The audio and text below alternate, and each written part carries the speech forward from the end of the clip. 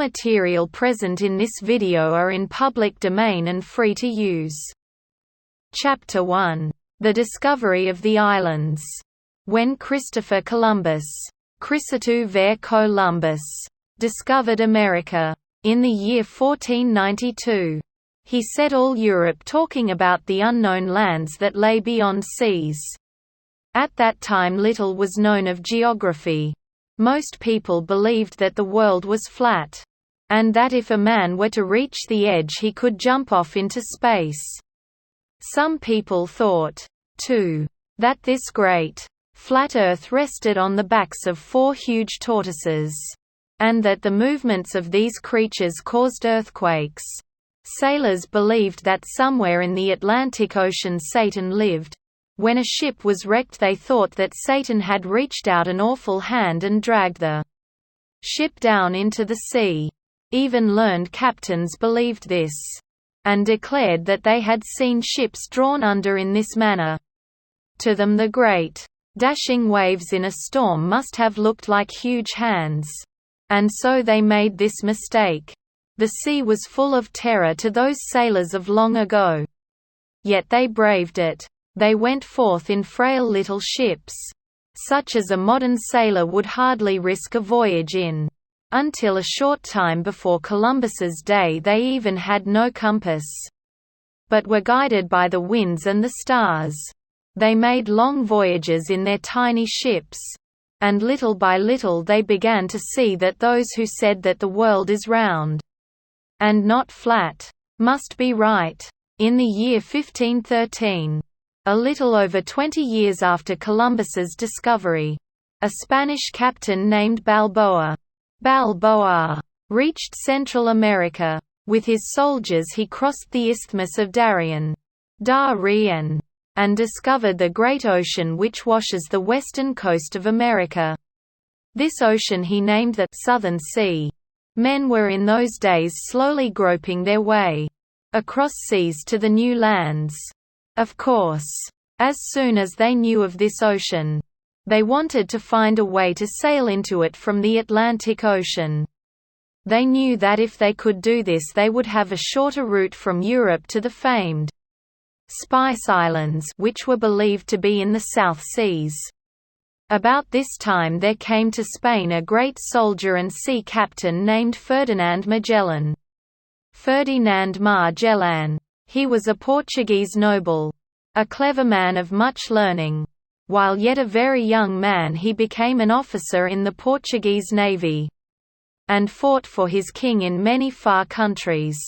During a war which Portugal waged in Africa, Magellan was badly wounded in one knee, so that he was ever after lame.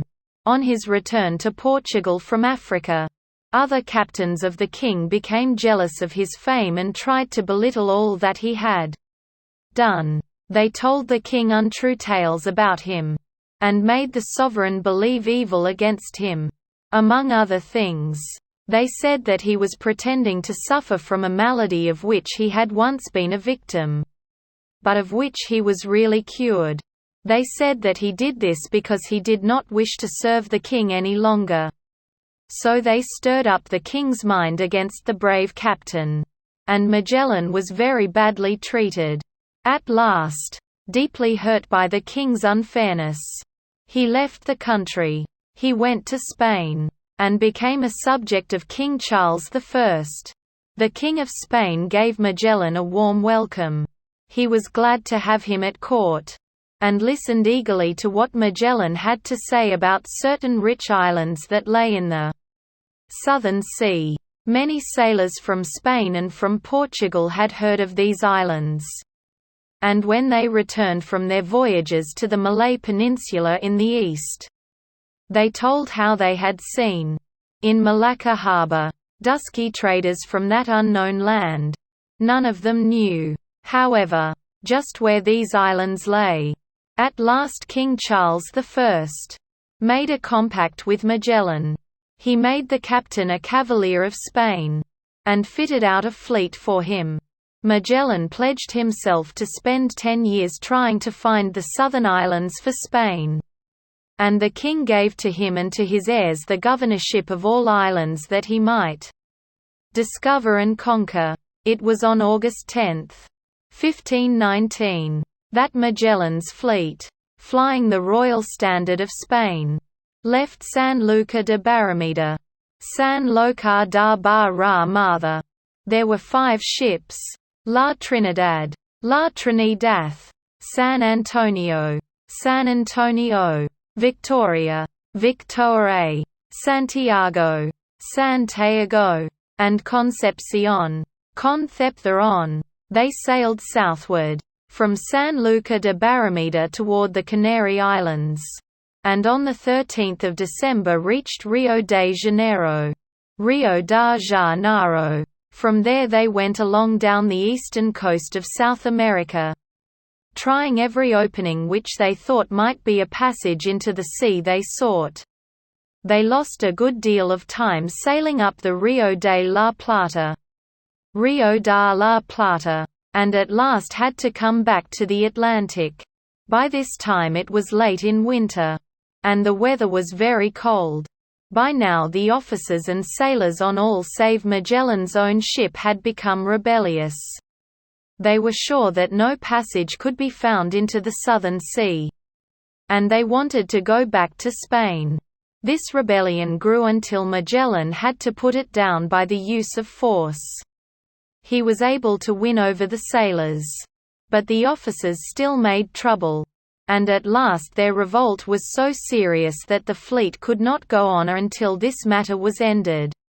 One captain even made an attack on La Trinidad, the ship which Magellan commanded. Not until one of the rebellious captains, with a companion, was put ashore, another killed, and a third executed for mutiny, was order restored so that the fleet could continue the voyage. But the way was long and trying. The sailors began to lose courage again, and only the bravery and strong will of Magellan kept the fleet together. One ship, the Santiago, was wrecked in a great gale, and while off the coast of New Guinea, the crew and most of the officers of the San Antonio mutinied. They put their captain in irons and sailed back to Spain. There they lodged a complaint against their captain and against Magellan. They accused the latter of great cruelty, and raised much ill feeling against him. Magellan's wife and family were put into prison, and if the Cavalier himself had been in Spain, it would have gone hard with him. But Magellan was very far from Spain. With the 3 remaining ships he was still sailing in search of a passage into the sea which Balboa had discovered. On the 28th day of October, 1520, the fleet reached the seaway now known as the Straits of Magellan. Between Patagonia, and Tierra del Fuego, hardly daring to hope that this was the passage they sought, they entered it and sailed on. Nearly a month later, on November 26, 1520, they passed out of the straits and found themselves on the broad, blue Southern Sea. This sea was so quiet, so fair and beautiful, that Magellan at once named it the Pacific, or Peaceful, Ocean. The longed-for seaway was discovered, and they were the first to sail through it. We may be sure that the hearts of the little company were glad. There was no more doubt, no more grumbling, no more rebellion against their leader. They knew, at last, that he was a great captain, and they followed him willingly across the unknown sea. They were now full of hope for the success of their voyage. They were eager to reach the rich Spice Islands which they were sure lay before them. And the ships sailed bravely forward over the beautiful Pacific. On March 16, 1521, they came to the Ladrone Islands.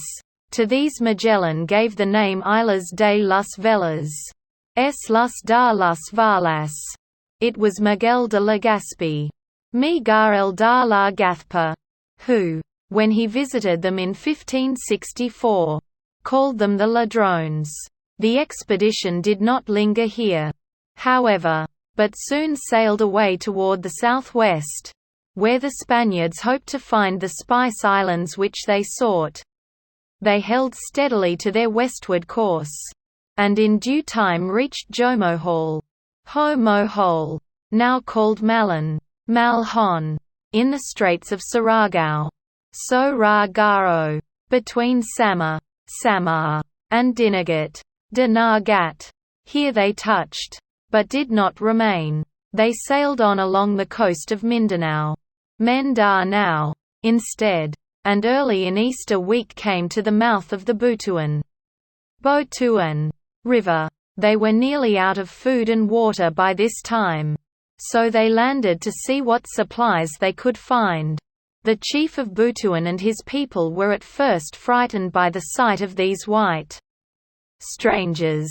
The Spaniards wore armor and carried firearms. They must have seemed strange to those simple people, who had never before seen such men or such weapons. The natives welcomed the strangers, and brought them fresh food and water. They helped the Spaniards to load these on their ships, and were in every way friendly. Afterwards Magellan claimed the country for King Charles I of Spain, and raised the Spanish flag. The chief looked on during this act, and consented to it, but it is not likely that he knew what Magellan was doing. Then Magellan named the country the San Lazarus, San Lazarus Isles, Magellan's route. The map shows the world as known about 1500. Magellan learned from the Butuan people that a rich and fertile island called Cebu lay to the north, and to this island he wished to go. The chief of Butuan then offered to go with him and show him the way. So, with the chief and some of his people, the fleet sailed to Cebu. They reached harbour there April 7, 1521. At first the Cebuans were very unfriendly toward the strangers, and, but for the chief of Butuan, would have driven them away. He answered for the Spaniards. However, he told the king of Cebu that they wished to be friends. And at last the Spaniards were allowed to land. Magellan must have had the good gift of making friends, for he soon won over the king of Cebu just as he had won over the chief of Butuan. He and the king swore friendship, and each drank blood drawn from the breast of the other. This they did for a sign that thereafter they were to be brothers. Magellan also made a treaty with the king in the name of King Charles I of Spain. There were a number of Spanish friars with the fleet. These at once began to teach the people, and before long the king was baptized as King Charles I of Cebu. Many of his people were baptized also. Magellan then promised the Cebuans to help them in a war which they were having with the people of Mactan, an island near Cebu. To keep this promise, Magellan crossed to Mactan with 40 of his men in the evening of April 25. He would not let any of the Cebuans go with him, as he wished to show them how quickly Spanish soldiers would defeat such a foe. The landing of Magellan. The Spanish landed at night, and as soon as it was light the people of Mactan came down to the beach in great numbers. A fierce battle was fought, in which the Europeans, being greatly outnumbered, were defeated. One old Spanish account says that the Spanish soldiers sprang into the water and swam to the ships, leaving their leader on shore. Magellan was a skillful swordsman, and killed many of the enemy. At last, however, a savage, who fought with a huge club, struck him a blow that crushed both his helmet and his skull. He died there by the sea, on the island of Mactan, and a monument to his memory now stands on the spot where it is supposed that he fell. On the right bank of the river Pasig, in Manila, near the Bridge of Spain, is another monument in honor of this brave nobleman and soldier. Ferdinand Magellan ranks with the great sailors of the world. Not even Columbus was wiser or more skillful than he. The discovery of the passage between the two great oceans, and the long, dangerous journey across seas to these islands, are feats that make him worthy of a high and honorable place in the world's history. After the death of Magellan, Captain Duarte Barbosa took command of the fleet. The King of Cebu had not sworn friendship with him, however, and the chief of Butuan had gone back to his home. So the Spanish had no strong friend in the island. The king invited Barbosa and his men to a feast on the island. And at this feast the captain and 26 of his men were killed. The Cebuans offered to give up a Spanish sailor named Juan Serrano, for 2 cannons from one of the ships. But the Spanish would not come inshore to bring the cannons and take their shipmate on board. They sailed away and left him to his fate. The tomb of Magellan, on the island of Mactan. In all, 32 Spaniards were killed at Cebu. This left them so short of men that they could not get the 3 ships away. So, as the Concepcion was the poorest of the 3, they sunk her in Cebu harbor. After doing this they made haste to get away from the scene of their ill fortune. Captain Juan Caraballo was now made commander of the expedition, and with less than 100 men all told. The 2 ships went on to Borneo. Summary. Ferdinand Magellan, a Portuguese noble, leaving his own country because of ill treatment, became a subject of Spain. King Charles I fitted out a fleet for him, and Magellan agreed to spend 10 years seeking for islands in the Southern Sea to conquer for Spain. On August 10, 1519, the fleet sailed from San Lucar de Barrameda southward. Magellan sailed down the eastern coast of South America, seeking a passage into the ocean which Balboa had discovered and named the Southern Sea. They had many hardships. 1 ship was wrecked and 1 deserted. But on October 28, 1520, they reached the passage now known as the Straits of Magellan. This passage is between Patagonia and Tierra del Fuego. They sailed through the straits, and on November 26, 1520, entered the Southern Sea. Magellan named this sea the Pacific Ocean. On March 16, 1521, the fleet reached the Ladrone Islands. They did not remain long, but sailed toward the southwest. They touched at Malin, and went on along the coast of Mindanao. They landed at the mouth of the Butuan River, and were well received by the chief and his people. Magellan claimed the country for Spain. The chief of Butuan went with the Spanish to Cebu. Magellan swore friendship with the king of Cebu, and the latter was baptized. Magellan, with 40 Spaniards, offered to fight the people of Mactan, who were at war with the Cebuans. Magellan was killed, however, and the Spaniards were driven back. The new Spanish leader was killed, with 26 of his men, at a feast given by the king of Cebu on shore.